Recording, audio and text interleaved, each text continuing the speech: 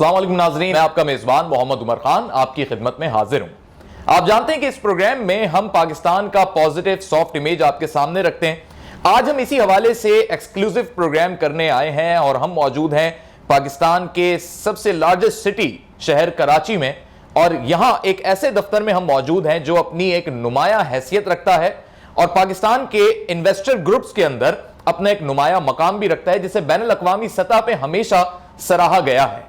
यूं तो ये group Jahangir Siddiqui group of companies का एक पार्ट समझा जाता है, लेकिन इस ग्रुप को चलाने वाले और जहां पे आज हम मौजूद हैं वो पाकिस्तान की एक बहुत ही काबिल तरीन शख्सियत हैं। हम मौजूद हैं आज JS कैपिटल में और इनके CEO यानी चीफ एग्जीक्यूटिव हमारे साथ कामरान नासिर साहब मौजूद हैं। अस्सलाम वालेकुम। वालेकुम सलाम। सर कैसे हैं आप? वेरी वेल, बहुत शुक्रिया और खराज तहसीन पेश करूंगा आप जैसे नौजवान को और इस मीडिया ग्रुप को कि एक बहुत अच्छी काविश है आप लोगों की कि पाकिस्तान को जो जगह मिलनी चाहिए दुनिया में, जो मकाम मिलना चाहिए, उसके लिए जो भी कोशिशें की जा रही, मेरा ख्याल है ये इस पर जितनी भी तारीफ की जाए वो कम है। आई एम रियली थैंकफुल और सबसे ज़्यादा हम मशकूर हैं आपके कि आपने अपने बेइंतहा कीमती वक्त में से नाजरीन के लिए वक्त मुख्तस किया।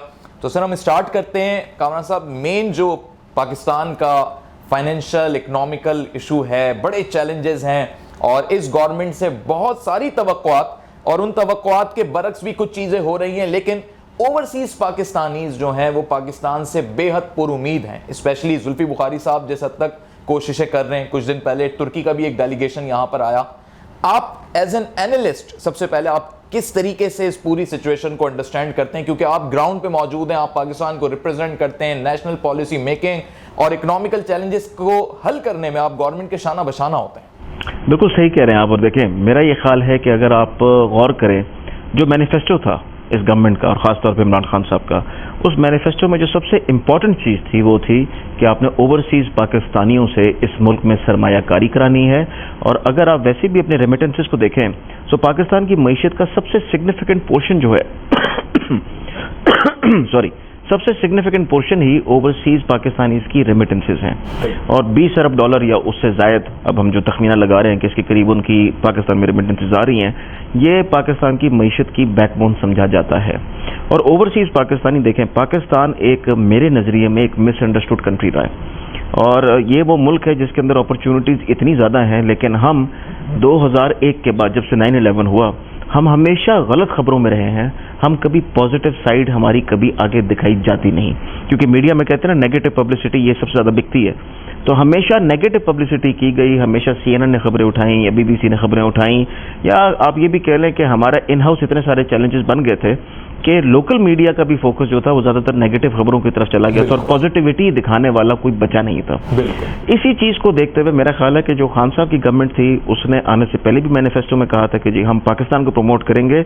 और मुझे ऐसा नज़र आता है कि देखें, गवर्नमेंट को चलाना एक बहुत ही चैलेंजिंग काम है और हकीकत में जिस वक्त इन्होंने गवर्नमेंट ली है तब माशी तौर पर पाकिस्तान के जो हालात थे वो बहुत कमज़ोर थे। हम अपनी एक आप ये कह लें कि आलमी सतह पे या लोकली या इंटरनेशनली अगर आप कर्जे देखें तो उनका भी आप बोझ नहीं सहार सकते थे। उसके अलावा आपका जो करंट अकाउंट डेफिसिट था वो इतना ज़्यादा बलून हो गया था कि आपके जो फॉरेन रिजर्व थे वो अंडर थ्रेट आ गए थे।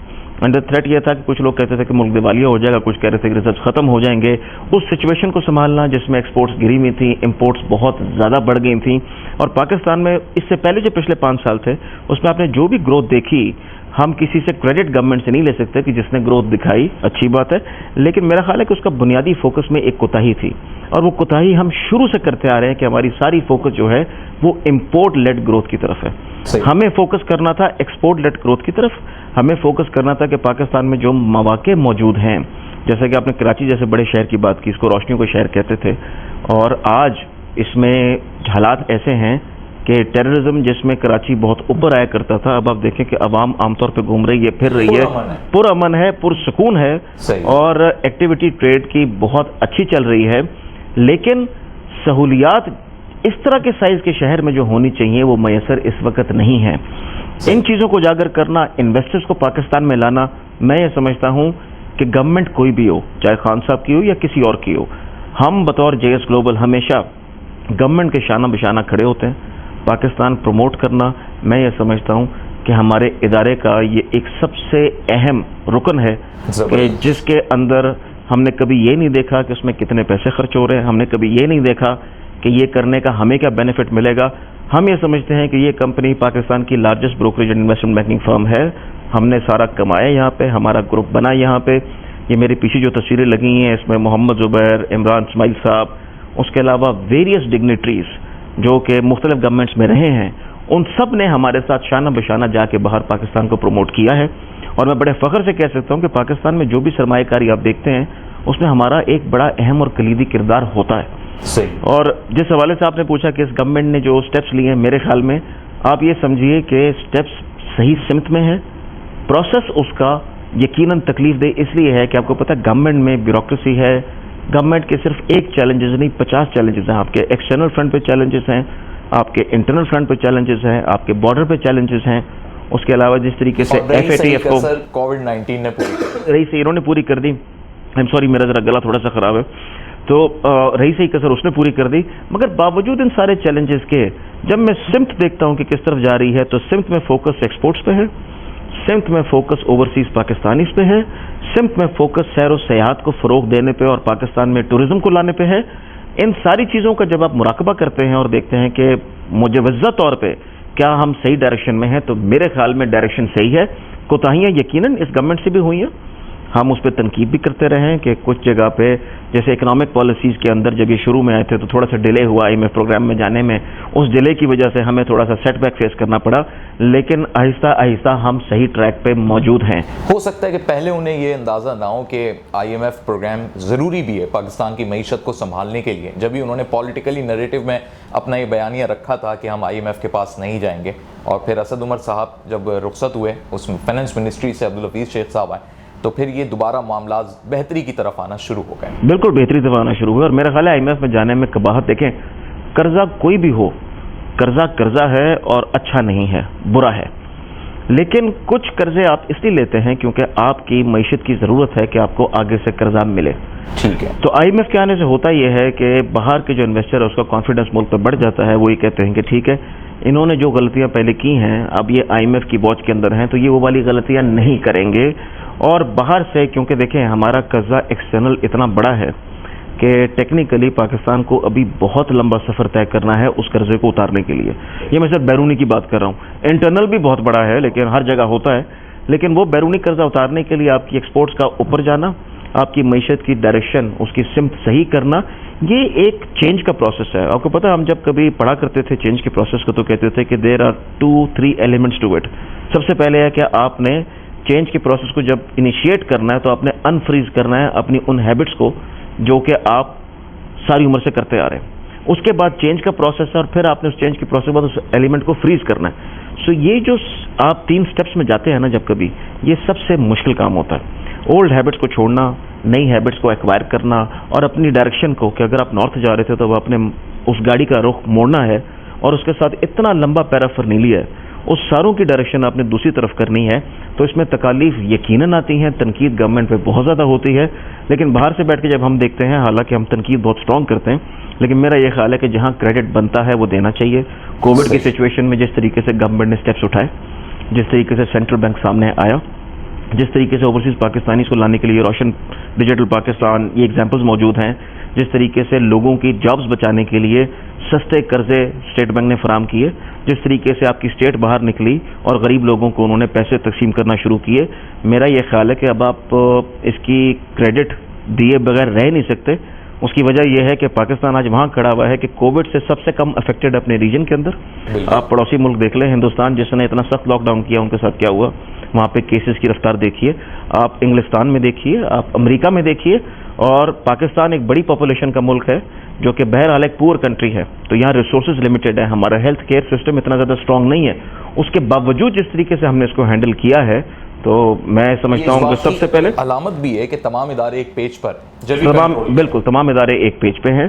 اور سرٹنلی دیکھیں یہ تو ایک پروسیس ہے ڈیموکریسی کا. ایک حسن یہ بھی ہے کہ آپ کو پولیٹیکل نوائز بھی ملتا ہے, آپ کو تنقید کرنے والے ایسے ملتے ہیں جو کہتے ہیں کہ آپ نے سب ڈبو دیا, آپ کو ایسے بھی ملتے ہیں جو کہتے ہیں سب بہت اچھا ہے. لیکن اگر میں ایک بیلنس ویو لوں تو اس گورنمنٹ نے آپ یہ سمجھیں کہ اچھے کام کرنے کی تعداد زیادہ ہے ایز کمپیئر ٹو کہ ان سے اگر کوئی غلطیاں ہوئی ہوں. ٹھیک ہے, آپ کی گفتگو سے ایک سوال پیدا ہوا ہے اور بڑا امپورٹنٹ سوال ہے اس پوائنٹ آف ویو سے کہ اپوزیشن اور کچھ لوگ اور کچھ حلقے ایسے ہیں پاکستان میں اور کچھ پاکستان سے باہر بھی جو یہ سمجھتے ہیں کہ پاکستان کی امپورٹ بڑھنا اور ایکسپورٹ کم ہونے میں بڑا رول IMF کا ہے. یعنی وہ ایسی پالیسیز یا ایسے ڈکٹیشنز دیتے ہیں جس کی وجہ سے ہم اتنی زیادہ ڈیوٹیز بڑھا دیتے ہیں کہ ہماری ایکسپورٹ نہیں بڑھ پاتی اور امپورٹ جو ہے وہ بھی اب مطلب بیلنس میں نہیں ہے.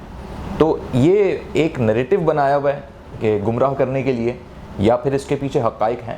کوئی حقائق نہیں ہے, محض ایک نریٹو ہے. اس کا بالکل الٹا ہوتا ہے. الٹا یہ ہے کہ IMF جب ڈیوٹیز بڑھاتا ہے تو وہ امپورٹ کو ڈسکریج کرتا ہے, کیونکہ آپ کی جو اکنامک سچویشن ہے متحمل ہو ہی نہیں سکتی کہ آپ کا اتنا بڑا کرنٹ اکاؤنٹ ڈیفیسٹ کھڑا ہو جائے.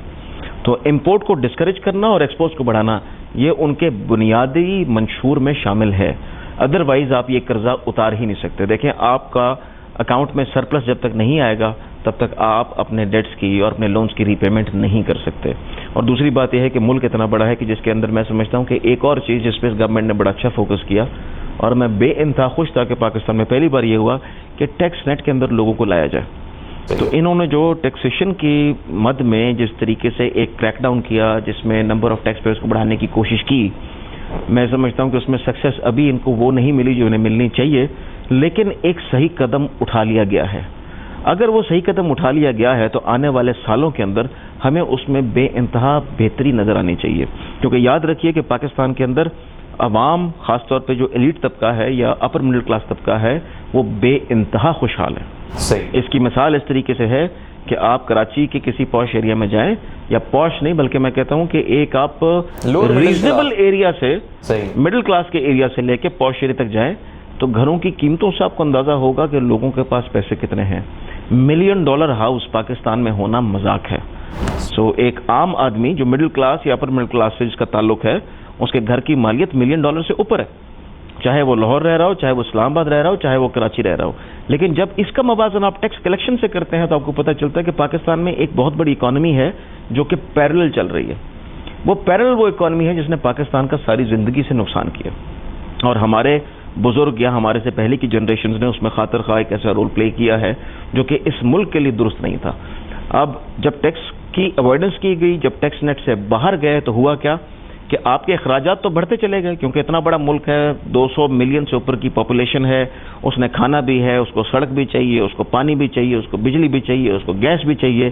وہاں پہ اگر چوری چکاری رہے گی, ٹیکس چوری رہے گی, لوگ اپنا ڈیو شیئر اس ملک کے ساتھ جاتی کرتے ہوئے اگر وہ سسٹم میں نہیں دیتے تھے, تو اس کا نتیجہ یہ نکلا کہ ملک جو ہے مقروض ہوتا چلا گیا, جس میں آپ یہ سمجھیں کہ تمام ادارے ملوث رہے کہ سب نے اپنے کاموں کو صحیح طریقے سے نہیں کیا, انسٹیٹیوشن بلڈنگ نہیں ہوئی. بہت سارے مسائل ہم نے, بزنس کمیونٹی نے بھی اس میں شاید سپورٹ نہیں کیا. ٹیکسیشن کے نظام کے خلاف ہمیشہ ان کے تحفظات برقرار رہے, چاہے وہ چیمبرز کے ریپرزنٹیٹیوز ہوں یا پھر کوئی ایسے الائنس جو بنتے ہیں جس میں مختلف فیڈریشن ہاؤسز ہوتے ہیں ان کے. میرا یہ خیال ہے کہ پاکستان کی جو چیمبرز اور جو لوگ کاروباری لوگ تھے, اصل میں پاکستان کا اصل سرمایہ وہی ہیں, کیونکہ انہوں نے ٹیکس دیا. ان کا جو بنیادی جھگڑا تھا وہ یہ تھا کہ اگر ٹیکس لینا ہے اور اپنے اخراجات پورے کرنے ہیں تو ہم پہ مزید ٹیکس نہ لگائیں. اچھا, ہونا یہ چاہیے کہ فرض کریں کہ آج آپ نے ایک ڈیفیسٹ کو پورا کرنا ہے, تو میں اگر 30% ٹیکس دے رہا ہوں تو اس کا مطلب یہ نہیں کہ میرے ٹیکس کو بڑھا کے 40 کر دیں. ہونا یہ چاہیے کہ جو ٹیکس نہیں دے رہا آپ کو اس کو جا کے پکڑنا ہے کہ بھائی یہ آدمی آپ کے حصے کے پیسے بھی دے رہا. تو ہر ایک کو اپنے حصے کا بوجھ اٹھانا ہے. ہم اس وجہ سے بہت پیچھے رہ گئے. نہیں, ماشاءاللہ آپ نے اتنا زبردست انالیسس سامنے رکھا. اگر اسی چیز کو ریزالو کرنے کے لیے کوئی ایک اسٹیپ ہو جو گورنمنٹ نے کرنا ہو, آپ کیا تجویز کریں گے؟ دیکھیں, جو ہم نے تجویز کیا تھا کہ ڈاکیومنٹیشن کو بڑھائیں, گورنمنٹ اس راستے پہ نکلی.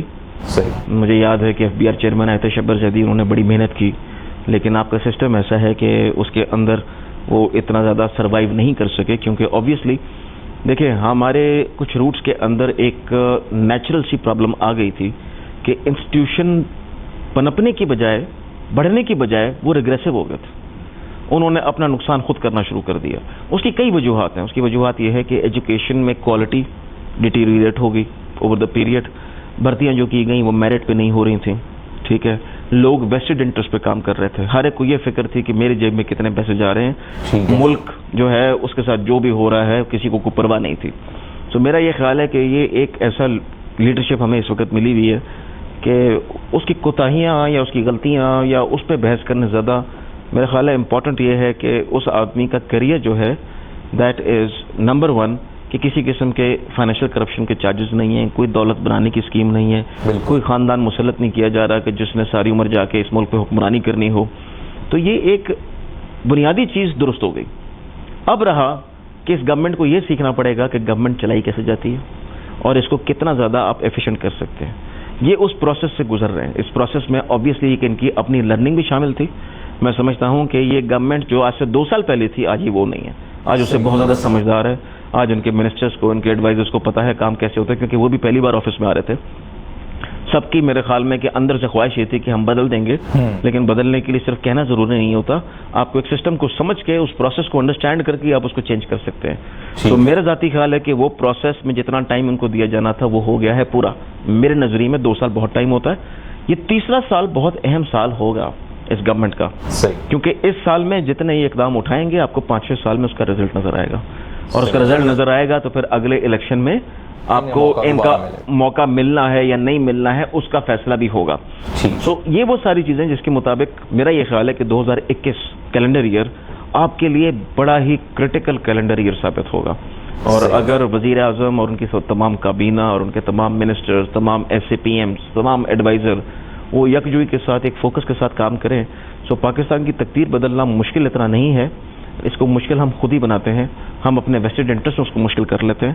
ادروائز مجھے بتائیں دنیا میں کتنی ایسی کنٹریز ہیں کہ جو اپنا اگا کے اپنے لوگوں کو کھلا کے پورا کر سکتے ہیں. بہت کم ایسے ممالک ہیں. آپ کوئی بھی چیز اگائیں آپ کو کھانے پینے کی قلت نہیں ہے, ٹھیک ہے. پانی کی قلت ہماری بیڈ پلاننگ کی وجہ سے ہے, اس لیے نہیں ہے کہ پانی موجود نہیں ہے.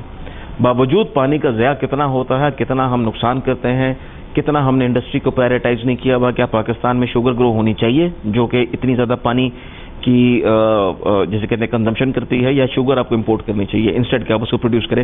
بہت ساری چیزیں ہیں جن پہ فوکس کرنا چاہیے. پاکستان بہت ہی آپ سمجھیں ہم خوش نصیب ہیں کہ ہم ایسے ملک میں ہیں, ہر طرح کا موسم, ہر طرح کا لینڈسکیپ, آپ جو اگانا چاہیں وہ اگتا ہے. پانی ہے, ضائع کرنے کے باوجود, بیڈ پلاننگ کے باوجود میسر ہے, ٹھیک ہے. سو ان سب چیزوں کو اگر آپ اپنے نوٹس میں رکھیں, اور پھر سب سے امپورٹنٹ طاقت آپ کی کیا ہے, دیکھیں یاد رکھیں ملک وہ بڑا ہوگا جس کی معیشت بڑی ہوگی, اور معیشت بڑی ہونے کے لیے سب سے امپورٹنٹ چیز ہے کہ آپ کے پاس افراد کتنے ہیں. دنیا کی 6ٹھی بڑی پاپولیشن, 20 کروڑ سے اوپر کی آبادی. اگر دنیا کی 6ٹھی بڑی پاپولیشن ہے, اس کا مطلب ہے کہ دنیا کی یہ 6ٹھی بڑی مارکیٹ ہے, یا پوٹینشیل لگتی ہے دنیا کی 6ٹھی بڑی مارکیٹ بننے کا. سو آج آپ اپنے اکنامک کنڈیشن میں اتنا پیچھے کیسے ہیں؟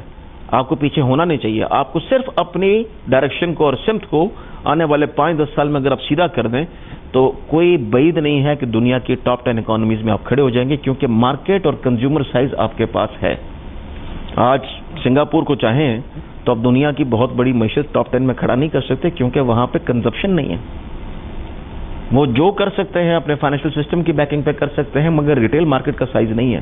ایکسپورٹ کر کے کر سکتے ہیں. آپ کے پاس تو کنزمپشن ڈریون سٹوری ہی اتنی بڑی ہے کہ اس 20 کروڑ عوام نے کھانا بھی ہے, انہوں نے پہننا بھی ہے, ان کو دوائیاں بھی چاہیے, ٹھیک ہے, ان کو انفراسٹرکچر بھی چاہیے, ان کو فیسلٹیز بھی چاہیے, ان کو سیر و سیاحت بھی چاہیے, ان کو تعلیم بھی چاہیے, ان کو ہر چیز چاہیے. تو جب اتنی بڑی مارکیٹ ہو, اس کے باوجود آپ غلطیوں پر غلطیاں کرتے جائیں اور ملک کو پیچھے لاتے جائیں, تو خرابی پالیسی میکرز میں ہے, خرابی آپ کی اس انٹینٹ میں ہے جس میں جا کے آپ بھرپور طریقے سے کوشش نہیں کر رہے کہ آپ اس ملک کو ایک صحیح سمت پہ چلا دیں. GS کیپٹل کے حوالے سے ہم نے خود بھی دیکھا ہے, اخبارات میں, پاکستانی میڈیا میں, انٹرنیشنل میڈیا میں یہ باتیں آتی ہیں کہ جب آپ یہاں کے گورنمنٹ آفیشلز کے ساتھ جاتے ہیں کسی بھی کنٹری میں, اسپیشلی US میں, تو وہاں کی کمپنیز انویسٹمنٹ کے حوالے سے اپنا ایک بڑا پازیٹیو امپیکٹ بھی شو کرتی ہیں اور وہ امپلیمنٹ بھی کرتی ہیں چیزوں کو. تو اب آگے آنے والے دنوں میں کیا پلاننگز ہیں اوورسیز پاکستانیوں کے لیے, آپ کیا اپرچونٹی دیکھتے ہیں, یا وہاں پہ جو دیگر کمپنیز موجود ہیں ان کے حوالے سے آپ کیا سوچتے ہیں کہ وہ مزید کیا چاہتے ہیں کہ پاکستان میں کون سے ایسے سیکٹرز ہو جدھر وہ انویسٹمنٹ کو بہت آسان سمجھتے ہیں؟ دیکھیں میرا یہ خیال ہے کہ میں آپ کو صرف کچھ اسٹیٹسٹکس سناتا ہوں, پھر میں آپ کو آتا ہوں کہ GS گلوبل نے کیا کیا اور ہم نے کس طریقے سے US کی مارکیٹ کو کیپٹلائز کیا, یا ہم نے کیسے یورپ کی مارکیٹ کو یا UK کی مارکیٹ کو کیپٹلائز کیا. دیکھیں سب سے پہلے اس کنٹری کی اسٹاک ایکسچینج کو اٹھائیں اور دیکھیں اس میں جو کمپنیاں لسٹڈ ہیں ان کا ایوریج ریٹرن آن ایکویٹی وہ 20% سے اوپر ہے. ڈیویڈنڈ ییلڈ آج کل کے حالات میں بھی 5 اور 6% کے درمیان میں. یہ وہ نمبر ہے کہ دنیا میں بہت ہائی گنے جاتے ہیں. اسی لیے یہاں کی جو کمپنیز کی پرفارمنس ہوتی ہے، ڈسپائٹ کہ ہمارا پولیٹیکل رسک ہائی ہے، ہمارے پہ سیکیورٹی رسک بہت ہائی گنا جاتا ہے، اس کے باوجود اتنا انویسٹر نہیں آتا، ان کے نہ آنے کے باوجود 6 بلین ڈالر سے اوپر کی یہاں پہ سرمایہ کاری اسٹاک ایکسچینج کے اندر ہوئی ہے فورن انویسٹرز کی، جس میں دنیا کے سارے بڑے فنڈوں نے اس میں انویسٹمنٹ کر رکھی ہے اور زبردست قسم کے ریٹرن بنائے ہیں۔ جو ریٹرن وہ اپنے ملک میں سوچ نہیں سکتے، وہ یہاں پہ آ کے ان کمپنیز میں وہ ریٹرن انویسٹ کر کے کماتے ہیں۔ سو سیکٹر آپ کوئی بھی اٹھائیں، بھلے کنزیومر ہو، بھلے فارماسیوٹیکل ہو، بھلے وہ ٹیکسٹائل ہو، بھلے وہ آٹو ہو، ہر ایک کا اتنا زیادہ پوٹینشیل ہے، سوائے اس کے کہ ہمیں اپنی نیریٹو بلڈنگ کو صحیح کرنا ہے۔ اور وہ نیریٹو بلڈنگ صحیح کیسے ہوتی ہے؟ جب میرے جیسے لوگ اٹھ کے، آپ جیسے لوگ اٹھ کے، اور جو لوگ یہاں پہ بزنس کو چلا رہے ہیں، یاد رکھیں پاکستان میں quality of management is top class. Middle class سے اوپر جو ایجوکیشن کا نظام ہے وہ ایک آؤٹ اسٹینڈنگ نظام ہے، انگلش اسپیکنگ نیشن ہے، انگریزی کا ایکسنٹ نیوٹرل ہے، آپ کا ایکسنٹ انڈین نہیں ہے، آپ کا ایکسنٹ فلپینی نہیں ہے کہ آپ جب بولیں تو آپ کسی بھی طرح کے ایک پاکستانی کو بٹھائیں، اس کو انگریزی سکھائیں اور اسے کہیں کہ اپنے ایکسنٹ کو برٹش کر دو یا اس کو امریکن کر دو، وہ دونوں جگہ گھوم جائے گا اور اتنا اچھا گھومے گا کہ آپ فون پہ دوسری طرف کال سینٹر پہ یہ نہیں سمجھ سکیں گے کہ یہ بول پاکستانی رہا ہے یا کون رہا ہے۔ مگر وہی کال اگر کوئی فلپینی اٹھائے گا، ٹھیک ہے، یا وہ کال کوئی انڈین اٹھائے گا، آپ ایکسنٹ سے آپ کو پتہ چل جائے گا کہ یہ کال اٹھائی پیچھے کس نے ہے، ایجنٹ کون ہے۔ سو آپ کے پاس اتنی زیادہ اللہ کی دی ہوئی جسے کہتے ہیں سہولتیں ہیں، صحیح آپ نے کیا کرنا ہے، آپ نے اپنے ملک کا امیج ٹھیک کرنا ہے۔ اس امیج کو ٹھیک کیسے کر سکتے ہیں؟ سب سے بڑے امبیسڈر آپ کے ملک کے کون ہیں؟ وہ ہیں اوورسیز پاکستانیز۔ آپ جہاں ہوں، جس فیلڈ میں ہوں، آپ کو اپنے آپ کو ایک ایگزامپل کے طور پہ پیش کرنا ہے۔ بھلے آپ کماتے اتنا ہوں، جاب چھوٹی کرتے ہوں یا بڑی کرتے ہوں، لیکن اس سوسائٹی میں نام پاکستانی کا بلند کرنا، ہر بندہ اس میں ایک انڈیویجول امبیسڈر ہے۔ اگر آپ وہاں پہ جا کے سسٹم کو بریچ کریں گے، وہاں پہ جا کے قانون کی خلاف ورزی کریں گے، تو بیسیکلی آپ نقصان کس کا کر رہے ہیں؟ اپنا تو کر ہی رہے ہیں، لیکن آپ اپنے ملک کو بدنام کرتے ہیں۔ سو ان چیزوں پہ فوکس ہونا چاہیے آپ کے، صرف اوورسیز پاکستانیز کا نہیں، ہمارا بھی بطور جو پاکستانیز پاکستان میں رہ رہے ہیں۔ وہ نیریٹو بلڈنگ کو ٹھیک کرنے کے لیے ہم نے ایک بڑی سوچی سمجھی ایک پلاننگ کی۔ ہم نے کہا کہ یہ چیز، کیونکہ پاکستان سے باہر جاتے ہیں، کسی کو یہی نہیں پتا ہوتا پاکستان ہے کیا۔ پاکستان سے ان کے ذہن میں ایک امیج آتا ہے کہ اچھا نہ سڑکیں ہوں گی، نہ ایئرپورٹ ہوگا، لوگ پھر رہے ہوں گے، کسی نے کلاشن کو پکڑی ہوگی، کسی نے گن رکھی ہوگی، کوئی تلوار لے کے گھوم رہا ہوگا، مسلسل یا ڈاکے پڑ رہے ہوں گے۔ آپ مجھے بتائیں کہ آپ اگر پاکستان میں رہتے ہیں، کم از کم میں رہتا ہوں، میرے بچے یہاں پڑھتے ہیں، میرے گھر والے رات کو گھومتے ہیں، دن میں جاتے ہیں سیر و سیاحت کے لیے، ہم کہاں کہاں نہیں چلے جاتے۔ یہ جو ہوا بنا ہوا تھا کہ پاکستان میں دہشت گردی ہو رہی ہے، ضرور ہوئی ہے، وہ بھی ایک بیک لیش تھا، کیونکہ 9/11 کے بعد افغانستان میں جو کچھ ہو رہا تھا اس کا بیک لیش ہم پہ آتا تھا، کیونکہ ہم پارٹنرز تھے ان کے اس وار میں جو کہ امریکہ کی تھی۔ امریکہ نے اپنے آپ کو کنفائن کیا صرف ایک جگہ پہ، ٹھیک ہے، وہ کابل سے باہر تو نکلے نہیں، ایک فورٹیفائڈ جگہ میں بیٹھے رہے اور جہازوں سے آتے تھے اور جہازوں سے ان کا ملیہ میٹ کرتے تھے۔ وہ جو بارڈر پہ لوگ گھوم رہے ہیں، 1800 کلومیٹر کا پورس بارڈر ہے، اس بارڈر کے اوپر آپ کتنی کو فورس لگائیں گے کہ آپ ان کو روک سکیں؟ تو ان کی انفلٹریشن کہاں ہونا شروع ہوگی؟ پاکستان کے اندر۔ انہوں نے دیکھا کہ پاکستان نے ایئر اسپیس بھی دے رکھی ہے، پاکستان ویسے بھی امریکہ کا اتحادی اور ان کو سپورٹ کر رہا ہے، تو وہ امریکہ کی فورسز کو تو ہیڈ آن نہ لے سکے، انہوں نے آپ کی سیکیورٹی اسٹیبلشمنٹ کو ہیڈ آن لے لیا۔ صحیح۔ اب جو امریکہ اور وہاں سے پول آؤٹ کر رہا ہے اور افغانستان میں پیس آ رہا ہے، تو آپ دیکھیں پاکستان میں دہشت گردی کہاں گئی؟ اکا دکا آپ کو انسیڈنٹ ضرور ملے گا، اور دنیا میں آپ کہیں بھی رہ رہے ہو، دنیا آج ایک سیف انوائرمنٹ میں آپریٹ کرتی نہیں ہے، چاہے وہ امریکہ ہو، چاہے وہ پاکستان ہو، چاہے وہ ہندوستان ہو، چاہے وہ لندن ہو، کوئی بھی جگہ ہو، آپ کو 1-2 ایپیسوڈز کہیں نہ کہیں ملتے رہیں گے۔ ابھی آپ بیٹھے مجھے بتائیں جو فرانس میں ہوا کہ دہشت گردی نہیں ہے؟ وہ بھی دہشت گردی ہے، مسلمانوں پہ ہوئی، وہ بھی دہشت گردی کی ایگزامپل ہے، لیکن ہائی لائٹ پاکستان اس میں بہت زیادہ ہوا، تو لوگ سمجھتے رہے کہ یہ سیف کنٹری نہیں ہے۔ سو ہمیں جا کے سب سے پہلے بتانا ہے کہ ہم کھڑے کہاں ہیں، ہماری مینجمنٹ کتنی کیپیبل ہے، ہمارے میں پوٹینشیل کیا ہے، ہم ٹیبل پہ کیا لے کے آ سکتے ہیں۔ کل کو اگر انہوں نے اپنے پروڈکٹس بیچنے ہیں تو مارکیٹ ہمارے پاس ہے۔ صحیح۔ دنیا کی جیسے میں نے کہا چھٹی بڑی پاپولیشن ہے، تو مارکیٹ یہاں پہ ہے۔ آج کیوں نیسلے کی فیکٹری پاکستان میں ہے، آج کیوں یونیلیور پاکستان میں آپریٹ کر رہا ہے، کیوں چھوٹے ممالک میں جا کے آپریٹ نہیں کرتا؟ کیونکہ وہاں پہ اسکیل ہی نہیں ہے، وہاں پہ جا کے کس کو فیڈ کرے گا؟ اگر اس نے فیڈ کرنا تبھی تو 22 کروڑ کی عوام کے اوپر تمام آپ پروڈکٹ سوچیں، ٹھیک ہے، سوکھے دودھ سے لے کے بچوں کے پیمپر سے لے کے دنیا کی ہر چیز، کارن فلیکس کیا، سیریلز کیا، پیسٹی سائڈس کیا، فلانا کیا، ساری گلوبل کمپنیز یہاں آپریٹ کر رہی ہیں۔ اور سی पैक भी एक हवा बन गया। सी पैक में अगलों ने शायद ये समझा कि ये चाइना पाकिस्तान है तो उसमें सिर्फ चाइनीज ही आ सकते हैं। सी पैक तो एक इंफ्रास्ट्रक्चर क्रिएशन का नाम था कि चाइना से लेकर नीचे तक आपने कॉरिडोर क्रिएट किया, उस कॉरिडोर के अंदर रोड का नेटवर्क आ गया, उसमें पोर्ट आ गया, उसमें बिजली आ गई, स्पेशल इकोनॉमिक जोन्स बन गए। लेकिन ये तो एक हार्डवेयर है। सॉफ्टवेयर क्या है? सॉफ्टवेयर ये है कि यही बाहर की जो कंपनीज है, अमेरिकन कंपनीज, हम जाके उनको ये इन्वाइट करते हैं कि आप आए, सरमाईकारी आप करें। सही है। आप आए पोर्ट के अंदर, यहाँ पे चीजें लैंड करें, यहाँ पे वैल्यू एडेड सर्विसेज लगाएं, यहाँ पे आप एक्सपोर्ट प्रोसेसिंग जोन्स का फायदा उठाएं, यहाँ जो टैक्स ब्रेक्स मिल रहे हैं उनको एंजॉय करें। और यहाँ पे अगर आप अपनी फैक्ट्रीज लगाते हैं, अपने सिस्टम्स लगाते हैं, एम्प्लॉयमेंट जनरेशन होगी, पैसे आप कमाएंगे और साथ ही साथ पाकिस्तान का भला भी होगा। तो वो सारी चीज पॉलिटिसाइज होगी। शायद अगर इसका नाम चाइना पाकिस्तान इकोनॉमिक कॉरिडोर ना होता और खाली एक इकोनॉमिक कॉरिडोर होता तो उनके शायद रडार इतना ज्यादा ना खड़ा होता। लेकिन आपको पता है इंटरनेशनल वॉरफेयर, जो आजकल हाइब्रिड वॉरफेयर जिसे कहते हैं, या आप जो भी डॉक्ट्रिन उसका नाम दें, उसके अंदर China as an emerging power, China के ताल्लुकात अगर पाकिस्तान से अच्छे हैं और हम बॉर्डर शेयर करते हैं, और चाइना की अगर ऑयल की रिक्वायरमेंट को अगर कोई फिलीपींस के साइड पे, आपको पता है कि सिंगापुर के साइड पे जो चैनल है वो चैनल बड़ा ही नैरो और वहाँ पे हमेशा डिस्प्यूट रहा है, तो उनका सारा जो ऑयल और एनर्जी रिक्वायरमेंट्स हैं वो उस एंड से फेल होती हैं। अगर वो एंड कभी किसी डिस्प्यूट में चला जाए तो चाइना के पास एनर्जी इंपोर्ट करने की कैपेसिटी नहीं बचती। इसलिए चाइना गवादर को एज एन ऑल्टरनेट रूट रखना चाहता है, ताकि वो ऑल्टरनेट रूट को यूज करे और कभी भी किसी भी जियोपॉलिटिकल सिचुएशन में वो डिपेंडेंट ना हो जाए कि किसी ने मेरा वो रास्ता बंद कर दिया तो मैं क्या करूंगा। जो हर मुल्क को एक इख्तियार हासिल है, उसी का बेनिफिशियरी पाकिस्तान भी है। इसी तरीके से पाकिस्तान की सॉफ्ट इमेज को आगे लाना, आप देखिए मेरे दफ्तर में कितनी खवातीन हैं जो काम करती हैं। वो खवातीन CFA क्वालिफाइड भी हैं, वो चार्टर्ड अकाउंटेंट भी हैं, रिस्क मैनेजमेंट को भी हेड करती हैं, ऑपरेशंस को भी हेड करती हैं, सेल्स और मार्केटिंग को भी देखती हैं। सो Pakistan is a forward looking country.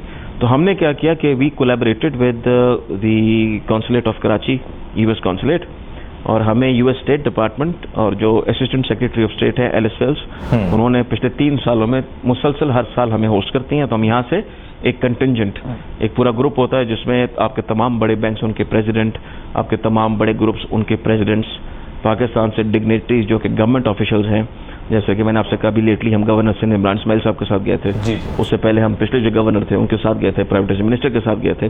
सो वहाँ हम जाते हैं और वहाँ पे उनके पॉलिसी मेकर्स बैठते हैं हमारे पॉलिसी मेकर्स के साथ।